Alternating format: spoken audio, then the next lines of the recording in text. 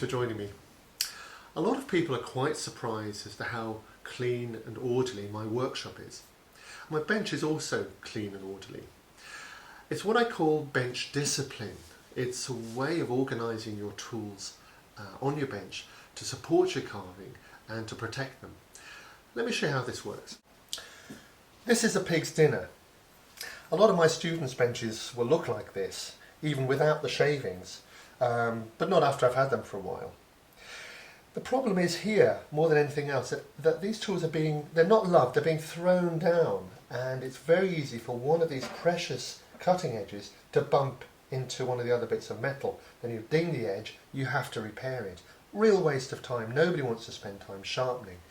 Carving is all about a fluidity of process, trying to get the carving done quickly and smoothly. So it's far better to line the tools up like this, so that the edges are all facing towards you. That protects the edge. So I'm working here, I put the tool down, and it's not going to bump against anything else. So my edges never bump into anything else. Similarly, I have to protect against bits of metal like clamps on the bench and make sure I don't bump into those as well. But there's my array of tools.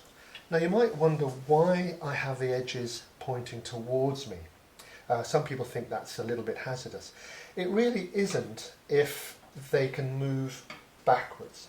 So the real danger is placing anything like a wall or a wood or whatever, so these tools can't accidentally be bumped backwards. But as long as you can move backwards, they're perfectly safe from really cutting. And also remember, they're far at the back of the bench.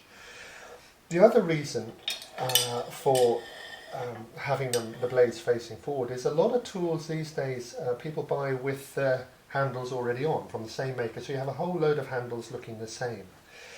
What that means is, as I'm carving, I come to a tool, I'm looking at the handle. Unless they're different or marked, then it's a little bit confusing and very easy to sort of spend a little bit more time looking for the blade. This way around, you see the blade first.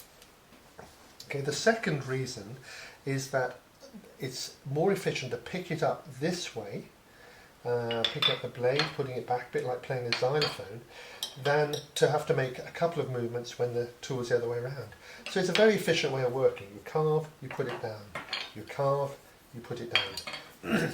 That way your blades remain safe, they won't cut you, they're protected, the edges are protected, and it's a very orderly way of working so that you can work efficiently. So practice a bit of this bench discipline and you'll find your carving is much more enjoyable, more efficient, and flows more easily.